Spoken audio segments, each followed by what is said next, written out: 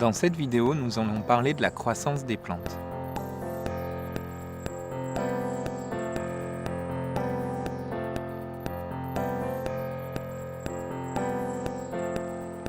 Avec notre regard humain, c'est souvent difficile de voir le temps qui agit sur les plantes. Pourtant, tout comme nous, elles naissent, elles grandissent, deviennent adultes, se reproduisent et puis meurent.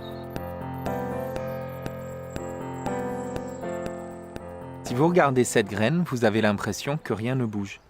Pourtant, elle est bien vivante et elle respire comme vous et moi. La graine est constituée d'un embryon et d'un organe de réserve. Elle contient déjà tous les éléments pour devenir une plante, une tige, une racine et une feuille. À ce stade et dans la jeune plantule, la plante est constituée de cellules embryonnaires, c'est-à-dire capables de recréer toutes les parties d'une plante.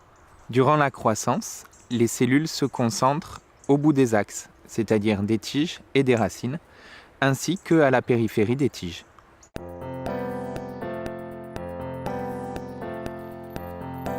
Au bout des axes et à l'aisselle des feuilles, on a des amas de cellules embryonnaires qui permettent la mise en place des axes et des axes secondaires. On appelle ces amas des méristèmes.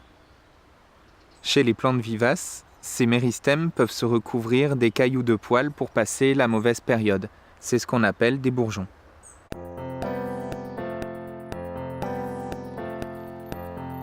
La mise en place des ramifications peut se faire de manière immédiate sur la pousse de l'année ou différée sur la pousse de l'année précédente.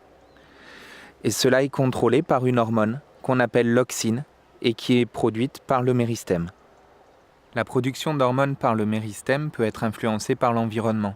La plante va bloquer sa croissance pendant les périodes non propices.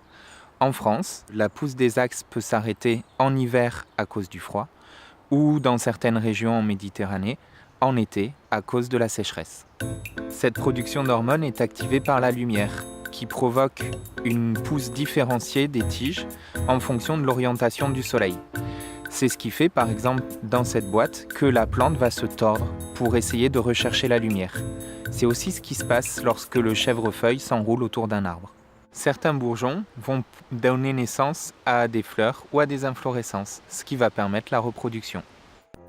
La croissance des plantes permet de voir apparaître leurs différentes formes. La graine contient toute la plante et la croissance est contrôlée par des hormones.